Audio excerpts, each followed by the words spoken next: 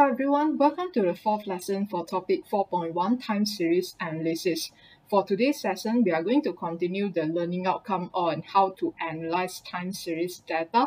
So after today's lesson, you will be able to calculate the seasonal index by using the method of average percentage. So I just want you to remember the keyword for today's lesson, which is seasonal index. Alright, so same thing, let's go through a very quick recap before we move on to the content of the day. Alright, so in our first lesson, we talked about what a time series data is, what is the definition, how to create a time series plot. Then we also know how to identify some of the characteristics, for example, the long-term trend of the data, then how to identify the variation that's shown by the data.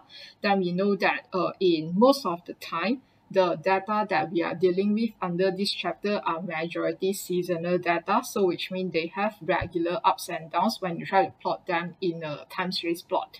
So from second and third lesson, we are looking at the first technique that we use to smooth time series data. Then we know that why are we doing smoothing is that we want to flatten the fluctuation that's shown by the time series data so that we can make the underlying trend become much more apparent. So instead of like looking at the ups and downs, so what we are trying to do is we try to level up everything so that the trend can be looked in a much more clearer way. Alright, so there are two techniques that we will be learning under this syllabus to smooth the time series data. So the first one, we talk about moving average, which is the content that we have covered in our second and third lesson. Then starting from today's lesson and also Thursday lesson, we are going to look at the second method, which is known as deseasonalization. We are not going to finish off everything in today's lesson. So for today's lesson, we are going to look at the first part of deseasonalization, which is how to find seasonal index. So for today's lesson, we are continuing this content, which how do we use this seasonal index to deseasonalize our data, which means to remove our seasonal effect. So for today's focus, we are only looking at the part where what is that meant by seasonal index and how to calculate that. Alright, so let's start with the content of the day. Alright, so we'll start with the theory part before we move on to the calculation part. So we know that when there is a regular rise and fall in the time series that recurs each year or each of the cycle, then we are saying that the time series data has a seasonal variation. So by this time, you should have been quite familiar with these words now. Alright, so just a note here.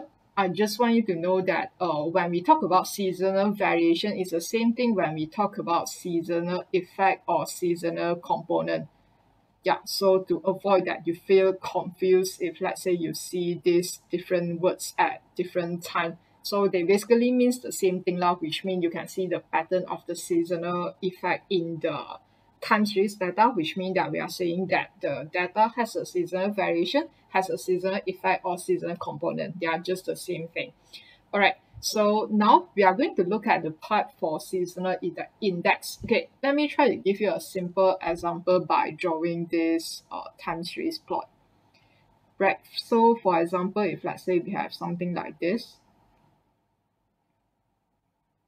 Okay, so you can see that this is a very simple thing. It's just like a 2 cycle here. So if let's say I were to plot the season, then I can see that 1, 2, 3, 4 made up 1 cycle. Then after that, I have the other one, like 1, 2, 3, 4 made up the other cycle. So you can see that this is a 4-point cycle, right?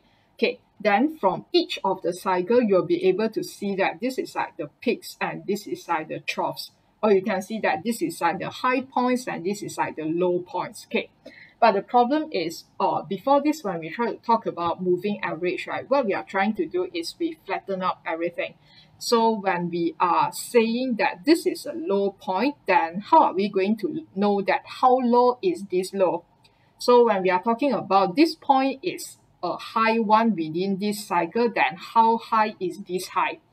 Alright, so that's why we need this measurement, which is known as the seasonal index, which is what are we going to learn today. so that we can try to quantify everything. So we try to make everything become a certain value, so we can try to compare everything on a page instead of saying that this is high and this is low, because that's just like an adjective that we try to use. All right, so we measure seasonal effect by using seasonal index. So in another words, right, seasonal index is an index value which attached to each of the season of the time series. Okay, for example, if let's say we are talking about a cycle which you have 4 seasons like summer, autumn, winter, spring, then which means that you are going to have 4 separate seasonal index, one of each of the season. So one for summer, one for autumn, one for winter, one for spring. So same thing if we are comparing like the different value over the year for each of the month, then which means that we are going to have 12 separate seasonal index, which means one for January, one for February, and so on. All right, so this seasonal index helps us to quantify the seasonal effect. Quantify meaning that we are representing it by using a value rather than using an adjective. Okay, so it also helps us to allow us to compare the data. Alright, so it looks like very vague now, but later when we try to carry out the whole process, then you'll be, understand it in a much more better way. Okay, so for your knowledge, there are several methods that we can use to determine the seasonal index, but in our syllabus, we are only using one of it, which is known as average percentage.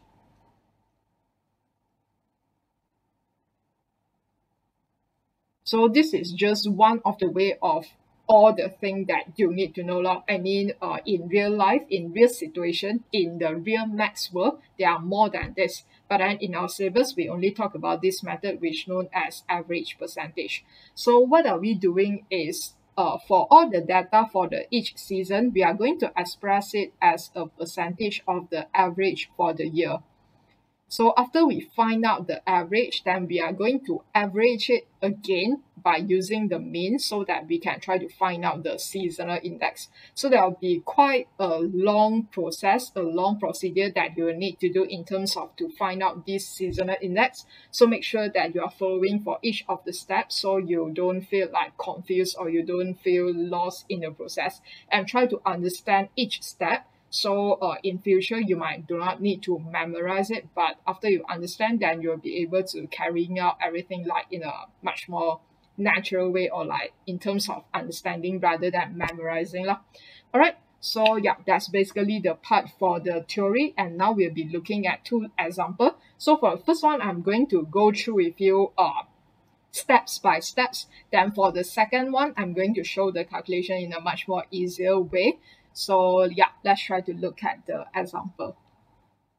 Alright, so now we'll be looking at this example to carry out the calculation part for seasonal index. So you can see that this example is the one that we used in the previous lesson, which we talked about the number of visitors in a particular tourist attraction. So that's why I'm not going to repeat the question again. So basically what we need to do is determine the seasonal index for each of the period in this question.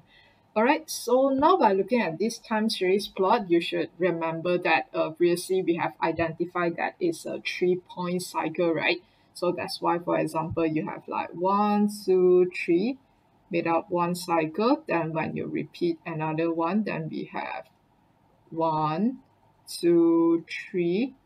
So same thing, when we move on, then we have 1, 2, 3. So you can see that you have 3 points in one cycle. So that's why you can imagine that later when we try to find out the seasonal index, so we are going to have 3 seasonal index because there are 3 seasons in one cycle. So which means that you will have one seasonal index for the first 4 months, another seasonal index for second 4 months, and the last one for the third 4 months. Alright, so now we'll be looking at the process step by step. So the first one is, what do we need to do is find the average for each of the cycle. Alright, find the average. So we'll be doing all our calculation in this table. Alright, so let's do step 1 first, then after that we only continue for step 2.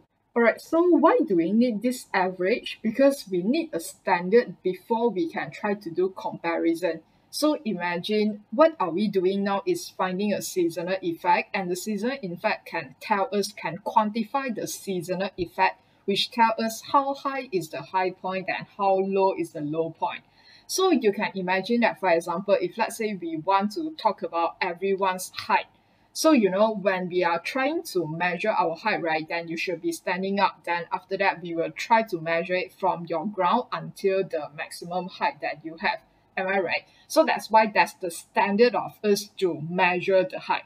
So when we try to find the average of the cycle, then this is like the 100%, the ground level, the standard that we are trying to comparing the performance of the other season. Okay, so the first thing that we need to do is find the average first. So how can we do that? So you can try to look at one cycle, you have 3 points, right? So what do we need to do is to find out the average only. So 45 plus 26 and then plus 34, and then you have 3 points, right? So that's why divide by 3. So from here, then you'll be able to get 105 divided by 3, which give you 35. So this is like the standard. So which means that in average for year 2011, each of the period, if let's say there's no seasonal effect, supposingly every 4 months you should have this number of visitor. I hope that you get what I mean, right? Okay, so same thing, we are going to find out the average for each of the period for 2012. Okay, so 52 plus 37 plus 42. Alright, so divide by 3 also because we have 3 data, so we can get 43 point, it's like 66666, so that's why we are just writing down 3 decimal point.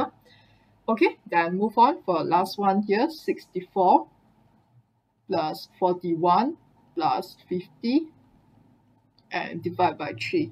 And we can get 155 divided by 3, which gives us 51.667. Alright, then for the last one, you realize that you do not have the data for the whole cycle, so that's why we are not using this data at all. Alright, so that's the idea for our first step. I think that's easy, right? So basically, it's just to find out the average. Okay, so now we move on to the second one. What do we need to do is we try to find out converting the raw data to be the percentage of the average. Okay, so how do we do that? Meaning that we are comparing, if let's say this average is like the average performance in that year. So we are trying to see what is the performance for the first 4 months when we try to compare to the average. So how can we do that? So which means that we are going to convert this number into a percentage of this average. So 45 divide by 35 and then multiply 100%. Right, so just by using your calculator, then you'll be able to get 128.57. Okay, so what is the meaning of this number? It's actually when you try to compare with all the numbers in year 2011. So which means for the year 2011, the first 4 months has a seasonal effect that you can see that this number is more than 100%. Am I right? So this 35% is like our standard, is like the 100% that we try to put. So when you get 128.57, so which means that when you try to compare this number and this number, then you can see that for the first 4 months, the number of visitor is around 28.57% higher when you try to compare to the average number of visitors for the year for 2011. So we can also say that the first 4 months have a seasonal effect that leaves the attendance of the number of visitors here by 28.57% in average. Alright, I hope that you get what I mean, right? So which means that when you try to compare to the average number, then after that, this number, or in average, during the first 4 months, the number of visitors that you are having is basically 28.57% more than the average in the year for 2011. So when you move on to the second one, same thing. So 26 over 35 multiply 100%. So from here, then we'll be able to get 74.29. So you can see that it makes sense, right? Because 26, when you try to compare to 35, then which means that normally during the second 4 months is like lower than that. So that's why 35 being your 100%, then you get a number that's like 74.29, which is like lower than the average that you have. So which means that for the second 4 months, you have a seasonal effect that drops the attendance, the number of visitors here, by an average of 25.71%. So this percentage is like using 100% minus of this one, then you can get this one. So which means that when you try to compare in general, for the year for 2011, during the second 4 months, the number of visitors is around 25.71% lower than the average. Alright, same thing when we try to find out the next one. So we have 34 divided by 35. So you should be able to get a number that's like quite close to 100%, but it's still lower than that. So you can get 97.14. Okay, so you can see that 34 is like roughly meet the standard, roughly meet the average number that you have throughout the year for 2011, but it's still slightly lower than that. So which means that for the third 4 months, you have a seasonal effect that drops the attendance as well, but it's just by 2.86%. Okay, so now let me try to explain it further a little bit by using the graph here. So you can imagine that what we are having here in average is like 35. So when you are trying to find out the percentage of the average, right, you can imagine 35 is like somewhere here. This is your 35. Alright, so you can see that in general, your January, sorry, it's not January, during the first 4 months, the number of visitors is like higher than that. So that's why you have a percentage here which is higher than 100%, which is your standard. So which is going to be 128.57. Then after that, when you try to look at the second point, then you can see that this is lower than your standard, your average here. So during the second 4 months, you have a percentage that is lower than 100%, which is like quite a lot, which you can see is like 25% lower than that. Then you can try to see that for the last one here, when you try to compare to the average, it's slightly lower than that only. So which you can see that compared to 100%, then you have 97.14%. So this is what are we trying to change the raw data to like the percentage so we can try to do comparison. So this is only for like the 1 year. Then now we are looking at the second year. Then after that, we try to see. Alright, then something that you can realize here is that I have put in the notes here. It should be noted that the average for your percentage will always be 100%. So which means that in this case, when you try to add up 128.57, 74.29, and 97.14 in your calculator, right, you should be able to get a number that is like very close to 300. Because, okay, so you can see if you try to press it, then you'll be able to get like oops, sorry, I left out something, 0.57. Alright, and you should be able to get 300 in exact. So which means that you can imagine like this is 300%. So when you divide by 3, then you get back 100%. Okay, so why is this so? Because this is actually not surprising to get something like this, because you imagine that everything that you are trying to comparing it with your average. So how do you get average is basically by finding out the mean, the average of these three numbers. So that's why you can imagine that this is the number that you find by total up them together, then you divide by 3 and you get 35. So when you try to find the percentage, right, when you try to add them up together, it should balance off it. So which means that you can see that this is like your 28.57%. So this is the part where you have your 25.71%, and this is the part that you have like 2 point something percent. So when you try to add them up together, basically it balance off at the middle here. So that's why when you are finding the percentage of the average, right, you should have always 100% back into your answer. So which means that whenever which part that you are doing, if let's say you didn't get 100%, then which means that you know something is wrong there.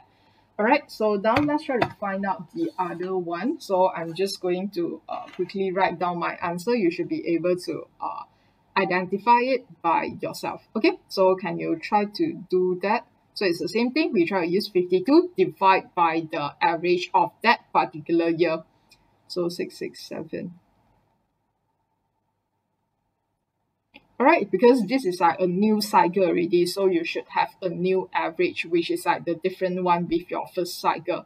So when we move on, then we have 37 over it's, sorry for that, 43.667. All right, then you can get 84.73. All right, so the other alternative that you can try to always check your answer is when you try to use 300 minus of this, then you should be able to get your last number here. All right, but always try to check it out because there will be sometimes you will have some rounding issue, because what are we doing here is you have like infinite numbers after this, but we are just doing rounding off. So for example, for this one, I think you will be able to get like 300.01. So that's why this is something that you need to be mindful of. Okay, but normally in your exams, when they try to round it off to the nearest percentage, then you should be able to just use like, if let's say you are using 3 points, then it will be 300, then minus off these two, then you can get the last one. If you are using like 5 points, then it will be 500%, then you minus off the other one, then you can get the last one. Okay, so the same thing, I'm just going to write down my answer for next one. So please try to check it yourself with your own calculation in your calculator. So to practice this also. Alright, so when you try to note down all the answer, right, so the other thing that we can try to do is comparing the performance within the year as well. Because what we can see is that you can imagine previously we talked about when you try to look at this graph, right, it's actually very hard for us to compare the performance because you can see that this is having like a increasing trend. So that's why by having this number higher than this number, it's like very reasonable. You get what I mean? So when you try to compare this number and this number, this should be higher than this because it's on an increasing trend. So that's reasonable. But how can I find out whether this performance or this performance is better in terms of like the period itself? Then when we try to convert it into percentage, it can help us to find this out. So for example, you can see this is 128.57, 119.08, 123.87. So which means that although for the second year, the first 4 months, it still follow the cycle of like going up, like it's having like normally a higher performance when you try to compare to the average. But actually when you try to compare to the year for 2011, right, actually the performance is actually lower a little bit. So you can see this is like 28.57 more than the average. But then for the first 4 months for the year for 2012 is only 19.08 higher than the average that you have. So this is what is that meant by compare everything like on the same page. Alright, so this is our second steps, which what we are trying to do is converting the raw data to be the percentage of the average. Okay, so you'll realize that you will have a lot of percentage here. Then what are we going to find out next is that you can imagine that what are we going to do is find out the average. So we want to see that what is the average performance for the first 4 months. So which is like this point, this point, this point. Then what is the overall performance for the second 4 months, which is like this point, this point, and this point. Then what is the overall performance for this one, and this one. So how can we do that is to find another average again. So this comes to our third step, which is to find out the average for each of the season. And this average is basically meant by the seasonal index that we mentioned in our first part of the notes. Alright, so how can we do that? So this is not the table that you need to do every time, but then this is just for explanation, and it's easy that you can, it can help you to understand better when you refer back to the notes last. So you can see that in the last example, I don't require you to write down, to copy again all the information again. So what we can try to do is we try to do this. So this is like a compilation of our data from the previous table. So this is for year 2012, 2013. So remember, when we talk about seasonal index, you have each index value for each of the season. So in this case, we are having it for our first 4 months, our second 4 months, and also the third 4 months. So now let's try to copy the information from the table above.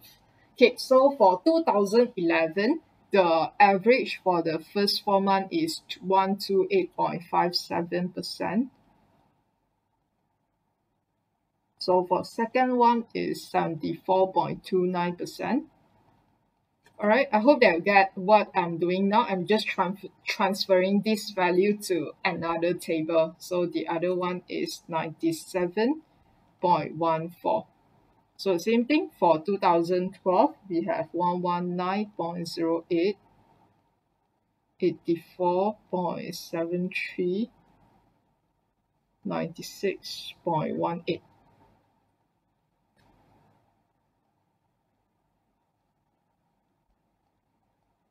Right, then for 2013, then these are the average that we have.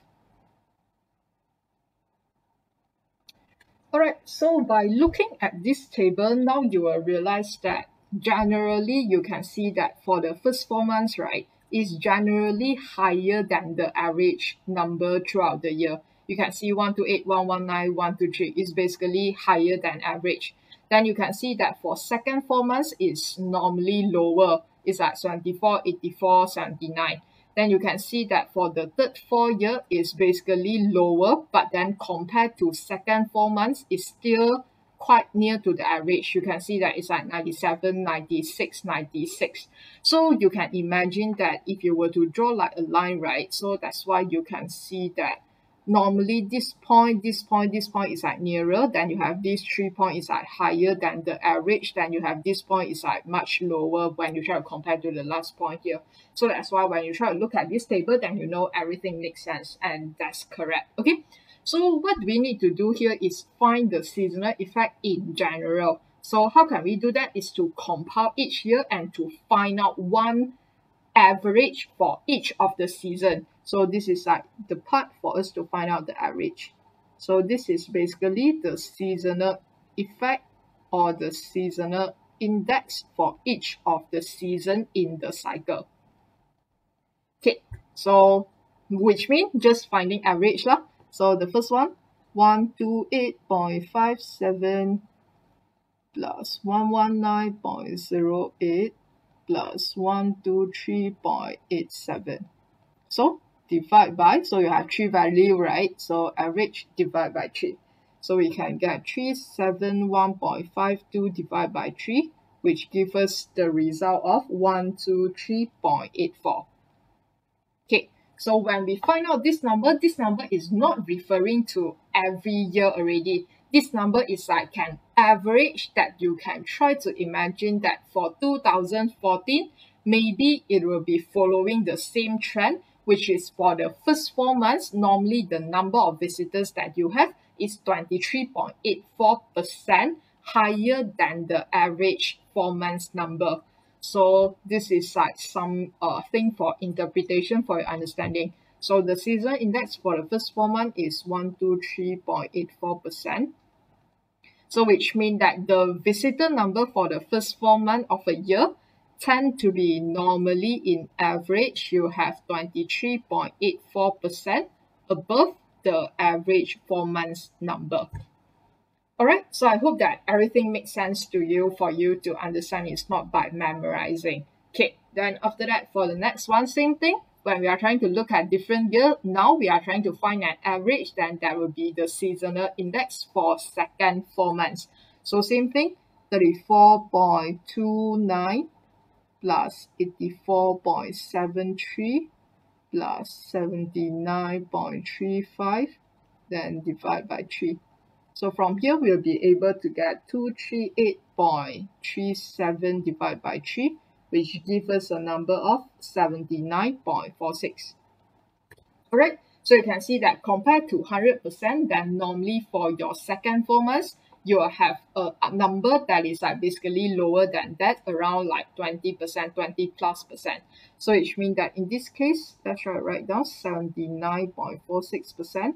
So which means that the visitor number for the second 4 months of a year tend to be 20.454% below the average for the 4 months. Alright, so that's the idea. So how do you get this number? Is by 100% minus of this, then you can get this. Because you can imagine that if let's say this is 100%, this is 79, then you need to find like how much below, right? So that's why we are just using 100% to minus the difference. Then you can, the difference is basically like how much lower lah. It can tell you how much lower than that. Okay, so same thing goes for third 4 months. So we have 97.14 plus 96.18, 96.77 divided by 3. So from here we can get 290.09 divided by 3, which is 96.670. Alright, so you can see that it's still a number that is like quite close to 100%. So seasonal index for the, I'm sorry, I'll try to change it in your notes. This is third 4 months, 96.70. Okay, so the visitor numbers for the third 4 months of a year tend to be 3.30% below the average for the 4 months number. Alright, so that's basically the idea for seasonal index. So I hope that you can understand all these idea before we move on to the next lesson, because this is not the end for deseasonalization yet. This is only to find out the seasonal index. Then in next lesson, we are going to use this seasonal index to seasonalize, which means to remove the seasonal effect of our data. Then we are going to use it for prediction and so on. Alright, then something that you can realize here is also for the seasonal index. After you find out all the value, right, then when you plus them together and you find the average, you should be able to get 100% as well. So it means that 123.87 plus 79.46 plus 96.70, when you try to plus them together, divide by 3, you should be able to get 100%. So it means these 3 plus together, it should give you 300% also. Alright, so that's basically the part. Then after that, we are going to do one more example. So to make every steps in one question again, so that you are much more familiar with everything that you are doing. Alright, so let's try to look at the next example. Alright, so this is the same example that we used previously as well, about the number of data that we have. Alright, so first step, so we need to find out the seasonal index for each of the period. So by looking at this, then previously we know that this is like 4-point cycle, right? Then you have first quarter, second quarter, third and fourth. So you can see it's like increase, decrease, decrease. Then increase, increase, decrease, decrease, increase, increase, decrease, decrease. So it's like a 4-point cycle here. So which means that you can imagine that later when we try to find out the seasonal index, then you have each seasonal index for each of the period. So first quarter you have 1, second quarter, third, and also for fourth. Alright, so remember, first step is to find out the average for the cycle first. Okay, so in this case we have 67 plus 47 plus 38. Alright, and then divide by 4. So from here, we'll be able to get 53. Alright, then you can try to pause the video. Then after that, you try to find out the answer first. Then after that, you try to compare with my answer here. And I'm going to fast forward for these two parts.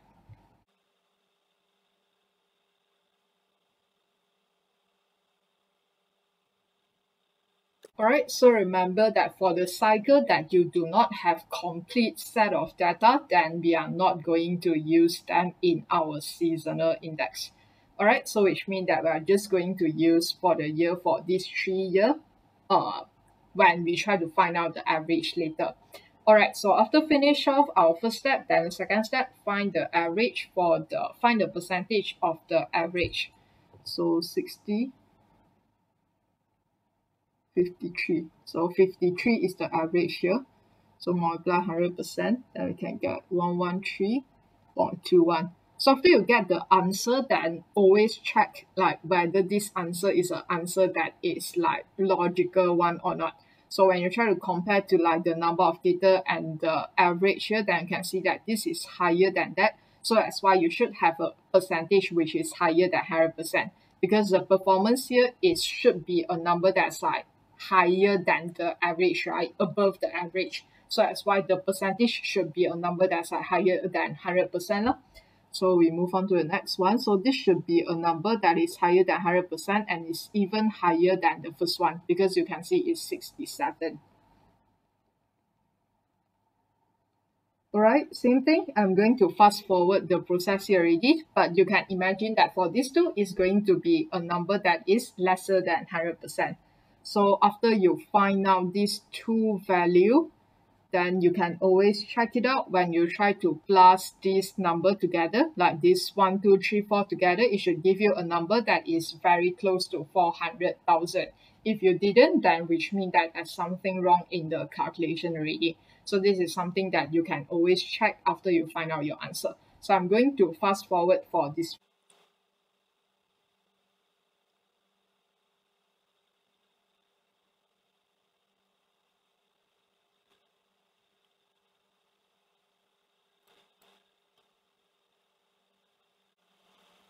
So after you get your answer, remember to just check out everything that you add up together, 400%, 400%. Okay, so to make sure that everything is correct before you move on to the next step.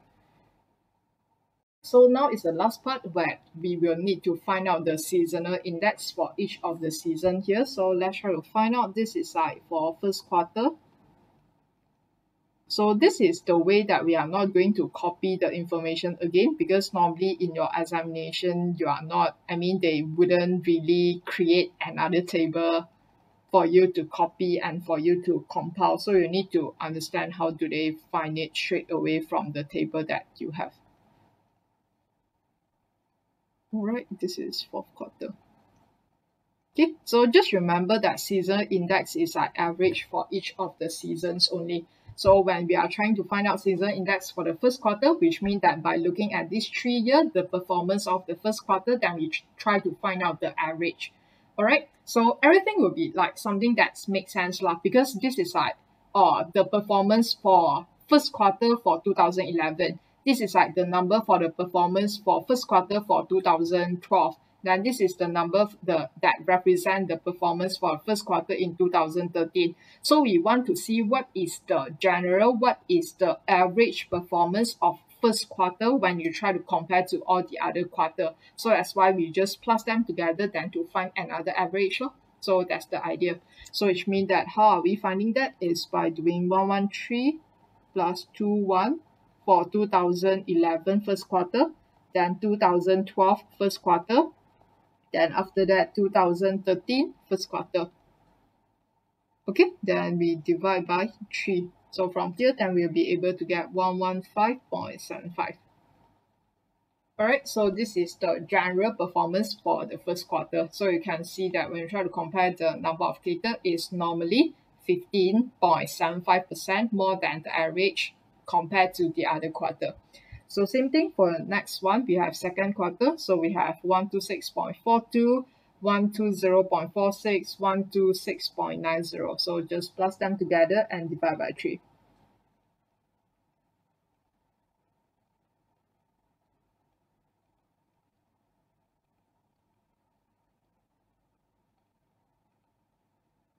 So from here, then you'll be able to get 124.59. Alright, then the next one, we are going to look at the third quarter. So which means we have 88.68, 97.73, 93.79. Alright, then you can see 7.40. So last one, you can try to find out the calculation yourself, but the answer here is 66.26. So when you try to compare to the general, which means that you know it's something that's correct, because when you try to look at the numbers in overall, right, normally you can try to find out, although it's like a decreasing trend, but normally you can see that from the first quarter to second quarter, it will normally like an increase one. You can see from here to here, from here to here, from here to here is like all increase. Then when you move on to the next one, it's like a lot decrease, a lot decrease, a lot of decrease. So that's why it's like a performance that's like above the average, then drops to below the average. Then when you continue to see, it's even lower for the fourth quarter. So that's why you have like the lowest seasonal index here lah. So it's not like, I mean, we are not comparing like good or bad performance, like depends on the cases that you are looking at. For example, if you are looking at number of visitors, then of course having a higher percentage is something that's good lah. So in this case, if let's say you are looking at like what is the number of cases that having this disease, then normally if let's say the lower the number, which means the better the situation lah. So what I mean is like in terms of the number itself, then you will be able to see that, which means that when you in average, the number of cases that having the disease in the first quarter is normally 15.75% above the average of the other quarter. Then when you try to compare to the last one, is normally like 34% lower than the average when you try to compare to the other quarter. So that's the idea for seasonal index. And same thing when you try to compare to all these, when you try to plus them together, then you can see that there's like 4 season index, then they should give you a number that's like very close to 400% if let's say you try to plus them all together. Alright, oh yeah, just something to bear in mind. Sometimes when you try to look at the question, right, instead of a percentage, they'll try to give you in decimal. It's just basically the same thing lah. For example, when you see like 115.75, sometimes you will see like 1.1575. Basically, they just mean the same thing. It's either you are changing it to percentage or you try to write them in a decimal. So you will be looking at the question, then you just try to follow the question and see in what format that they give you the answer. So if let's say the question use percentage, then you will just use it in percentage. If let's say the question give you in decimal, then you just continue to use decimal. Alright, so that's the idea. I hope that you can understand the idea, then spend some time in your exercise. Let me know if you got any question. Then we are moving on for the application of this index into deseasonalization in the next lesson. Alright, so I'll see you on Thursday lesson. Thank you.